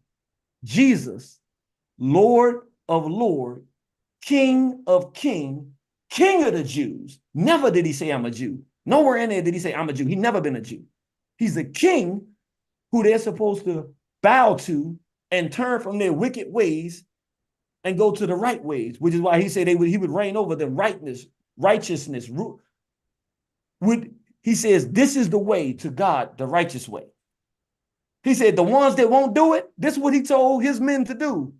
Bring them here. Go round them up. Bring them here and slay them before me. Kill them in front of my face. I want to see it happen. I do not like them. I'm done with them. They're bringing wickedness. They're hurting children. They're stealing from people. Everything that God says do, they do everything opposite. I'm done with it. No more talking about it. Let's go. This is what Jesus told them to do. See, I want people to understand. Again, this don't have nothing to do with me. And this ain't Hitler. This ain't Dr. Clyde. It's Jesus. He told people what to do. And it's the only thing he told them to do. Like, you don't have other instructions he had for what to do with them. This is what he told people to do. And people don't understand. They say, well, he died for our sins. Yeah. He sacrificed himself. Yeah. Because we needed to know. If you're a Christian, I'm talking to you specifically. Everybody else is just a book. But if you're a Christian, you got to hear this. He told you very clearly. I told you what to do. If you don't do it, you're sinning because you're allowing wickedness to stay here. I'll show you what they'll do. They will kill God. Meaning righteousness, everything that is moral and right. Family, babies, life, friendship, happiness, joy, decency, they'll eliminate all of it. They'll crucify it right here in front of you and get you to do it. They won't just do it. They'll get you to participate in your own destruction. Everything that we see now, he told us. And he said, I'll die so that you can be free. Meaning, you see what'll happen to me. You better not let them do this. And for the Christian, I'm going to keep it real. This is your story, not mine. You said 3 days later he came back to life, which means what?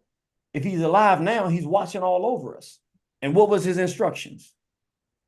Bring them hither and slay them before me. Why am I sharing this with you? It's going to hurt the Christian, but they called it Hamas. I'm not saying how I feel about it. I'm not a Christian. But if you're a Christian, everybody has to be against what happened October 7th. It was horrible, blah, blah, blah. Not according to Jesus. He already told people what to do. I'm sick of it. And they didn't do it, and they killed him. But I got to keep it real. In terms of following the word, and look, I'm not Muslim or Christian. I'm an African center person. I'm just keeping it real on the scoreboard. If you're saying that you believe in Jesus, I'm not a Christian. So you can't hold me accountable for it. But if you are a Christian, you're losing to the Muslims. Because they following Jesus' instructions better than you. And I don't have nothing to do with it. I didn't write Luke. This was 1611, long time before I got here. So now you understand why you see Canada's passing bills to ban the idea of Christianity. They're saying, look, you can read out the Bible, but you can't read the hostile verses. What? Like they passing, look, I can't make this stuff up. They tell the Christians in Canada, you can read the Bible, but nothing that is hostile or nothing. Why? Because they know what they're doing, people are eventually going to get to Jesus' words. And when they do, he done already told them what to do. Christians in danger under Israeli government, says the Holy Land Patriarch. Yeah, they starting to realize we're in trouble. Yeah, because eventually you're going to get to them verses. And when you get to them, they know what's coming. Second crucifixion. They crucified him, according to Christianity. Now they crucifying the word. Last one I'm going to do, and then we're going to move on out of here. Get a little more positive note. Moralicide. This is a deep one because we've all seen it. This is not Goyacide, where you go and commit abortion and take a baby, or you kill your brother or sister. We fighting each other and killing whoever's killing that's not a Jew, and we killing each other where we kill ourselves. No, this is the different one. This is killing the knowledge of right and wrong. So when you see abortion and it's moralicide, that's not the person that had the abortion. People make mistakes, but if they know it's wrong, it's Goyacide, but they still have morals. But the person is out there saying, she has a right to her body, women's rights. No, that's women's wrongs. My son gave me that one. He's like, Daddy, no, it's not human rights. He said, that's wrong. We argue. I've been trying to debate him back and forth on the LGBT thing. And I said, but you taking away some human rights. He said, no, Daddy, it's human wrongs. I said, what? He said, it's wrong. It's just wrong. I was like, wow. I said, oh, I said, okay, I stopped. He got me. What they're doing is moralicide. The person that's arguing on behalf of the other woman to do it, the person doesn't know right from wrong. Moralicide means literally they strip, you don't know. So when you went, come on, let's go get it, because we got to be safe. It's safe and effective. You've lost morality. What am I saying? That you knew what you were doing? No. I'm saying the exact opposite. You didn't know what you were doing. You no longer know right from wrong. You don't know what's right anymore. So you can easily do what's wrong because you don't know. You don't have a sense of right from wrong. They're killing the notion of right and wrong. What about interracial dating? I use this example because I really want to make it because it's hard for people to understand it. Imagine if you saw a male ant walking up to a female ant and she see him and smile. Then he crawls over top of her to get past her and go claw up a dog. And he started trying to make out with the dog. Now, I don't know what an ant and a dog are going to produce, but I do know that's weird. He can't produce more ants if you don't go get with the ant. It doesn't make sense. Self-preservation, the first law of nature, you're supposed to want to remake yourself. So once you know yourself and you see yourself, you're supposed to go duplicate it. And you can only duplicate it with that which is like or similar or complementary. We don't understand that. From the Jewish perspective, as moralicide, you don't even know that it's wrong to exterminate your gene pool by diluting it, by mixing it with others. And it don't matter what race you are, that is just not the right thing to do. I call it Jew noise. And really all it is child pornography. Some of y'all call it hip hop. Ain't nothing hip or hop about it. It's just pornography aimed at children where they have taken the Babylonian Talmud, they have transitioned it into our expression of murder, killing each other, selling drugs to each other, whoredom, vicious, vile whoredom, slutism, brutality, misogyny, homophilia with a bunch of queers and punks walking around switching. Every negative, disgusting, vile, putrid, degenerate, licentious, retrobate, concupitous behavior you can possibly imagine. They've taken the Babylonian, Talmudic, satanic behavioral system, and through our rhythm and a good beat, have gotten us to look at people who we used to see ourselves as morally superior to.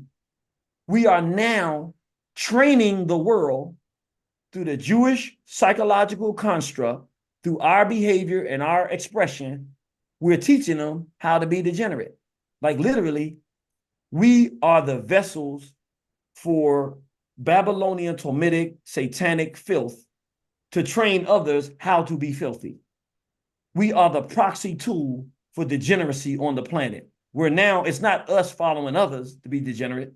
We're leading and teaching them, no, you don't know how to really be a degenerate. Let me show you how to be a degenerate. You know, you want to worship Satan? No, we'll show you how to really be satanic. Little Nas X. I mean, got a dude licking Satan face.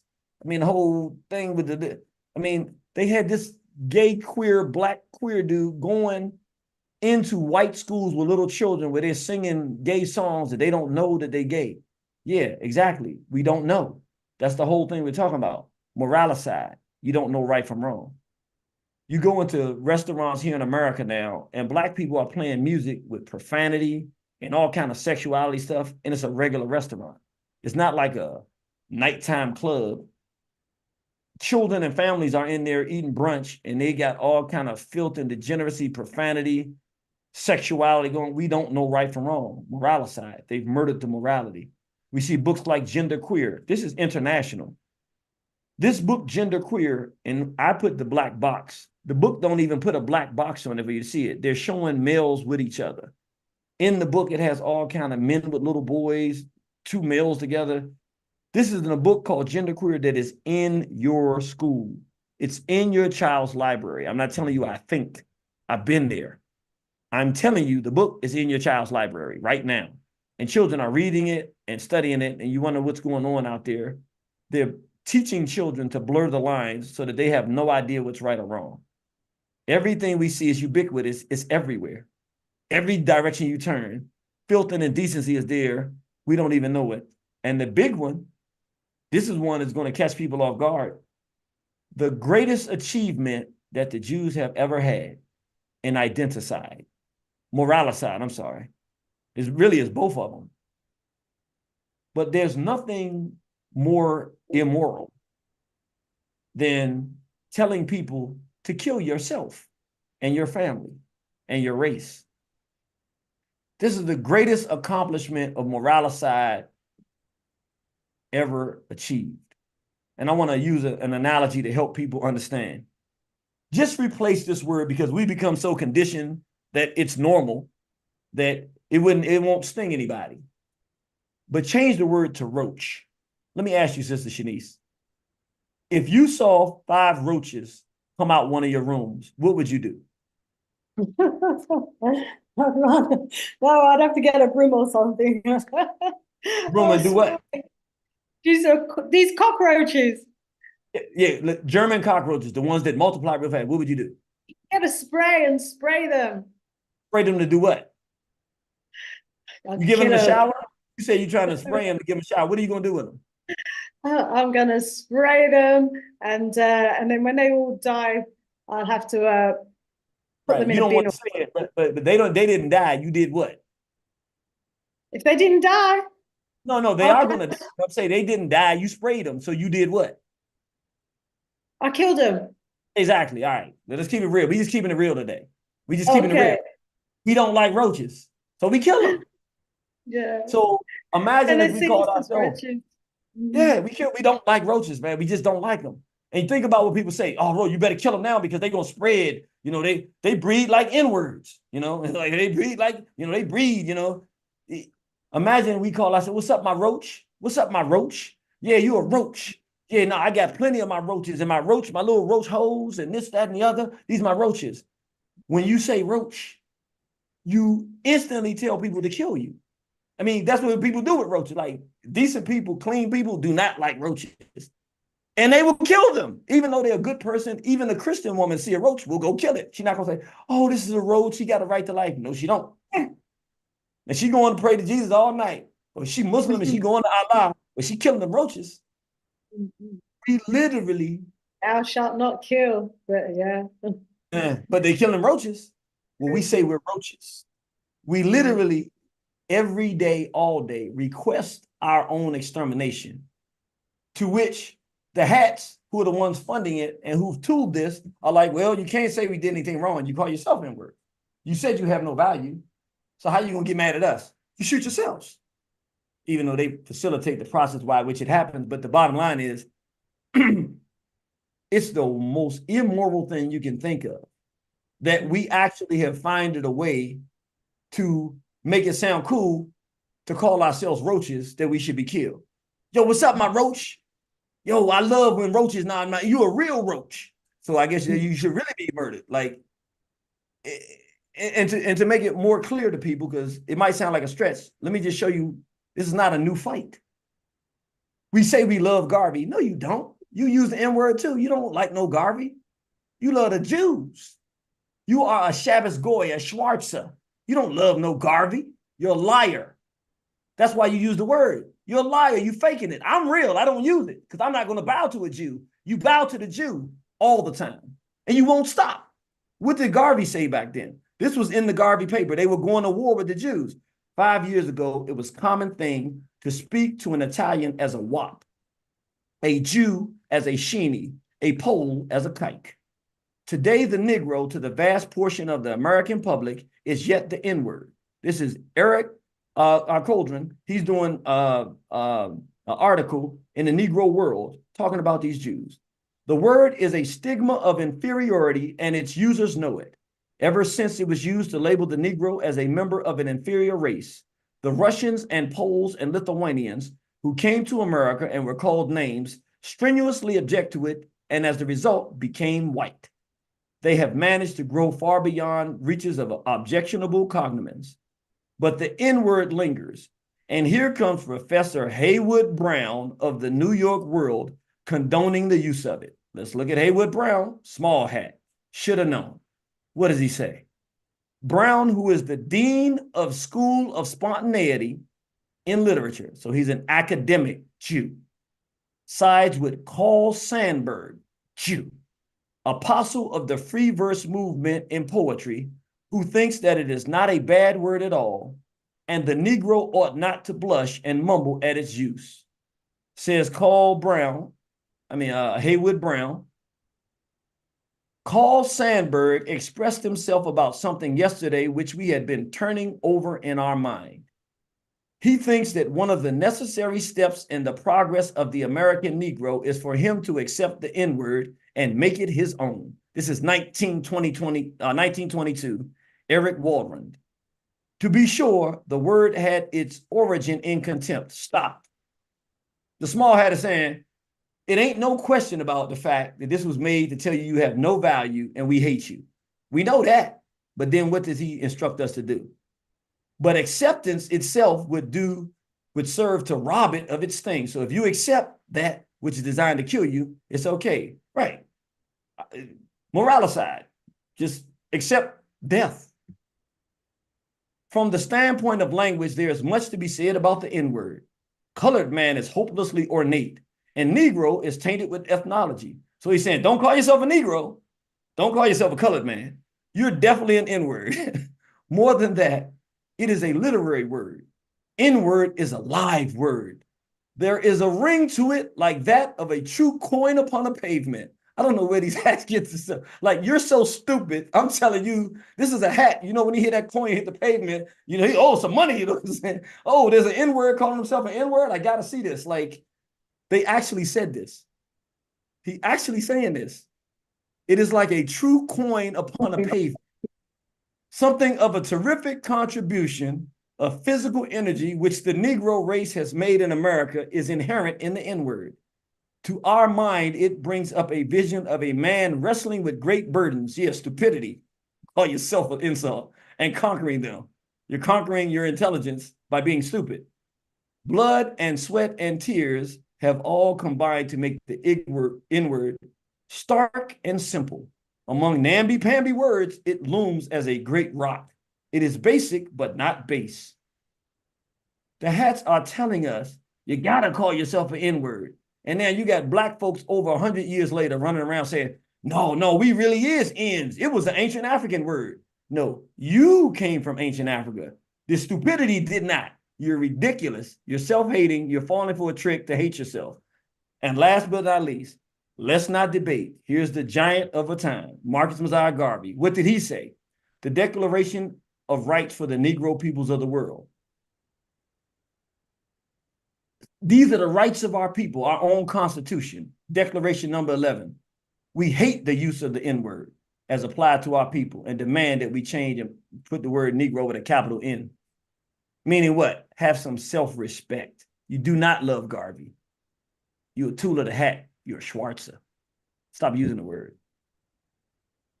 Tell people here, we about to wrap down a little bit, but I got to wrap it up because we not totally finished, and I want to go to something that's more important than everything was not more important, but I want to give us a quick wrap up. So let me do this. Tell everybody here, if you're in America, you can go to waronthehorizon.com. You can get this. If you're international, you can go to moneytreepublishing.com. You got to have this tool in your toolbox.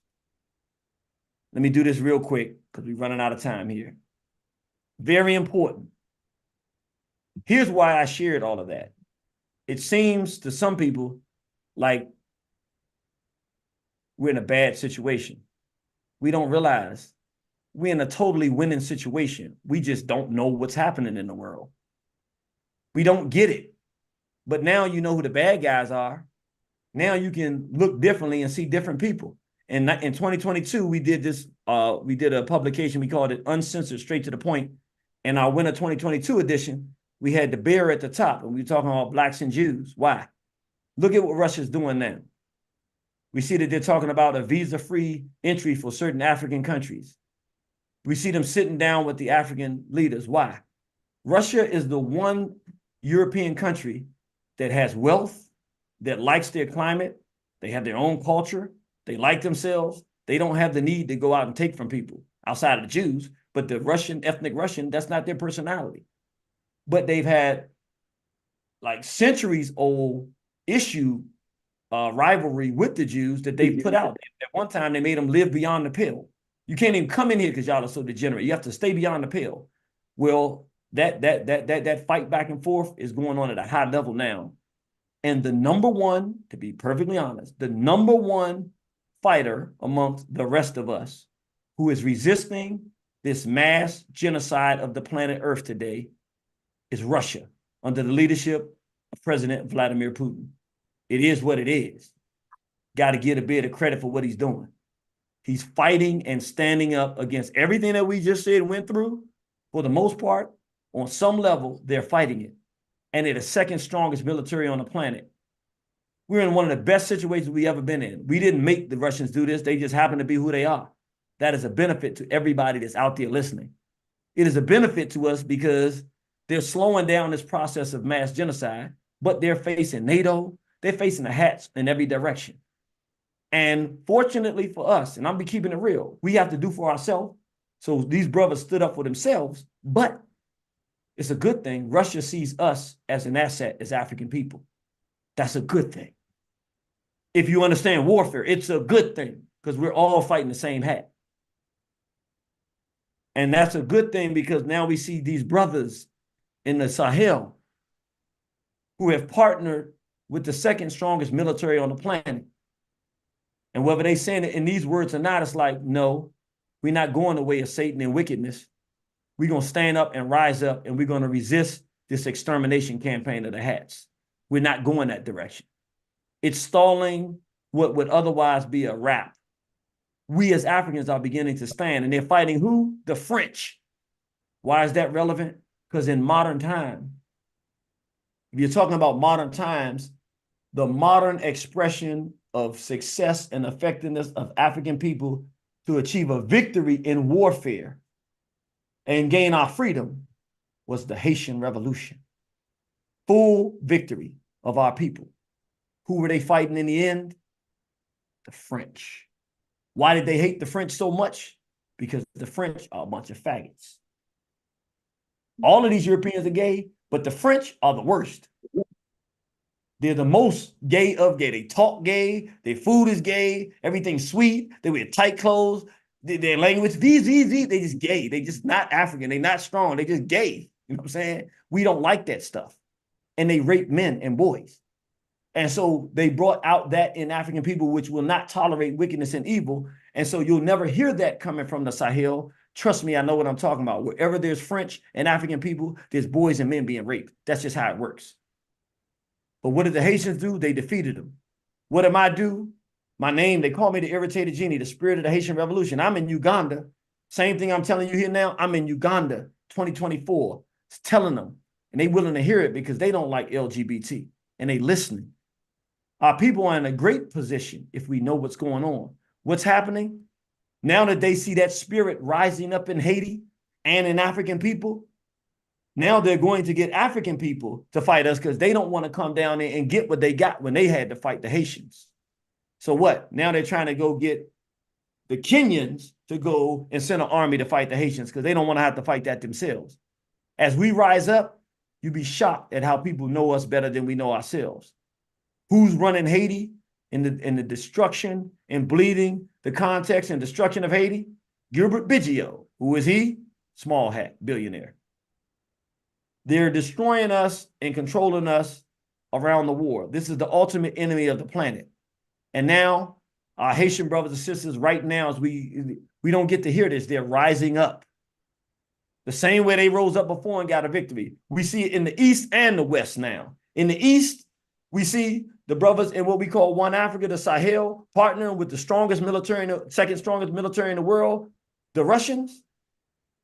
And on the West side, we see our Haitian brothers and sisters rising up saying, we did it one time before, we'll do it again. I'm not certain, but I found good information about this brother. I'm going to wrap it up. Don't have a lot of time, so I'm going to move fast through this. I want y'all to go do your research. This brother Barbecue, General Barbecue, G9.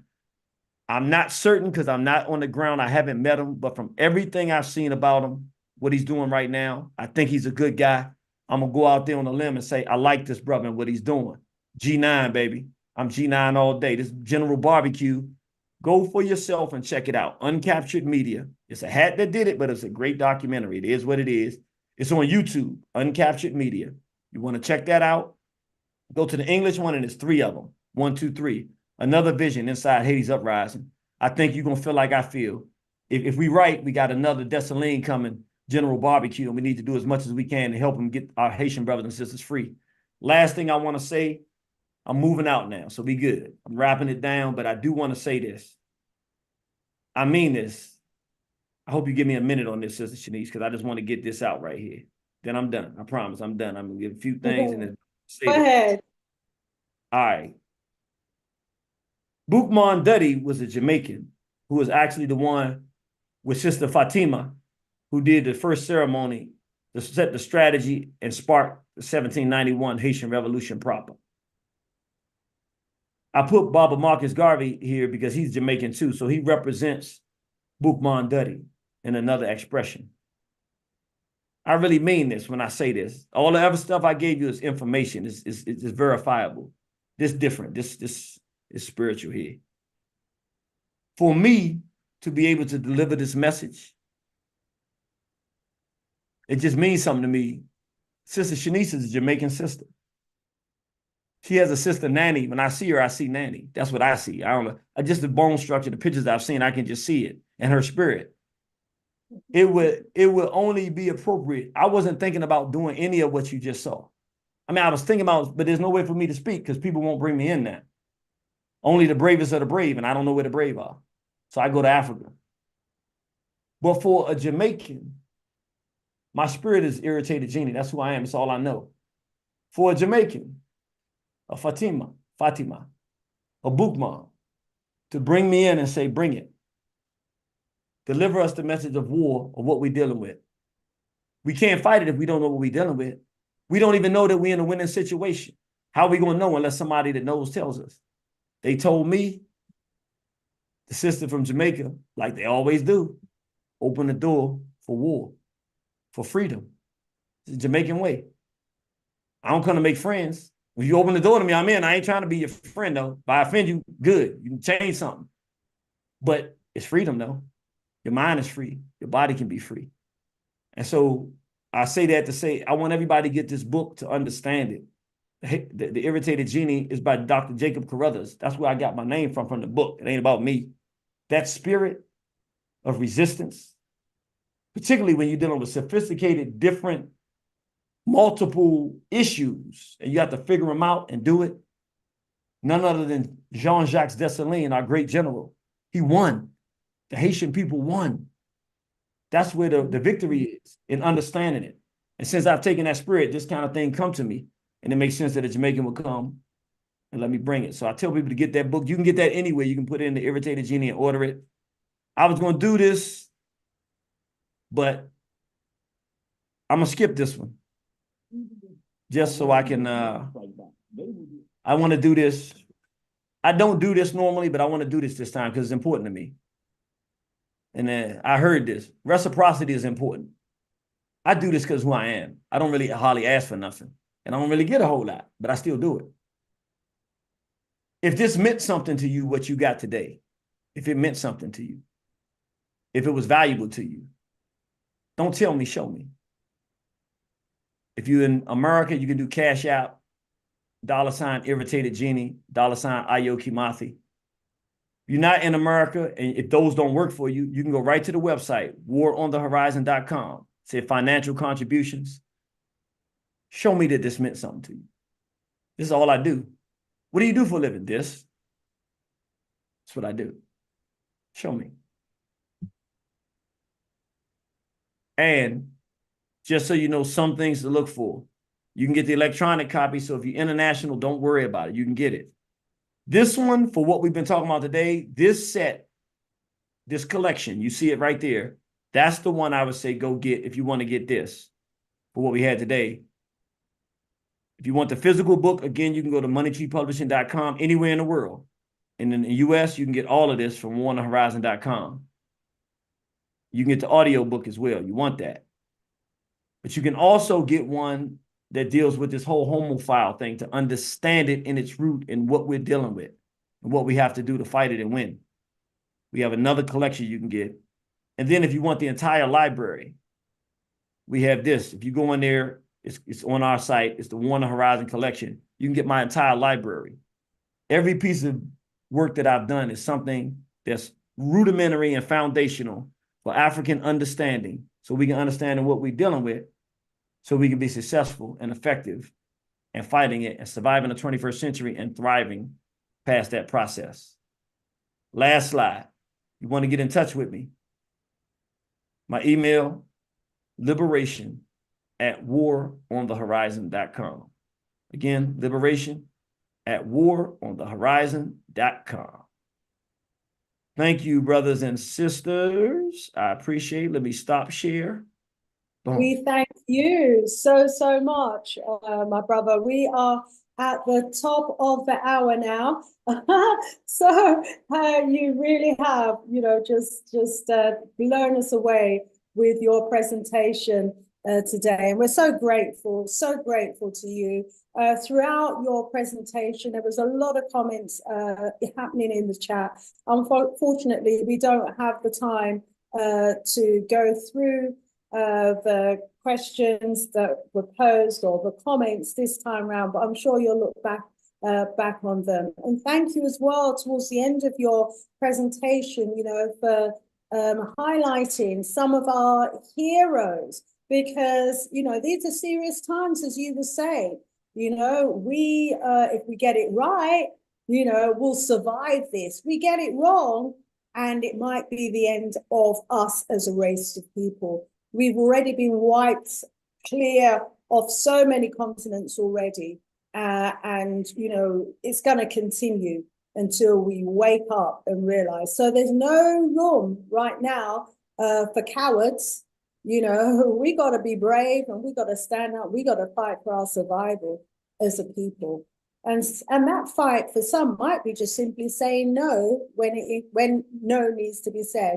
And so to everyone, download this video because I'm not sure how long it's going to stay up for, okay? So download it. As you know, they've been deleting so many of my videos, especially those that I was doing between 2020 and 2022, and we know why, okay? They have been deleting videos, so get the information now. And, you know, it pains me because some powerful videos.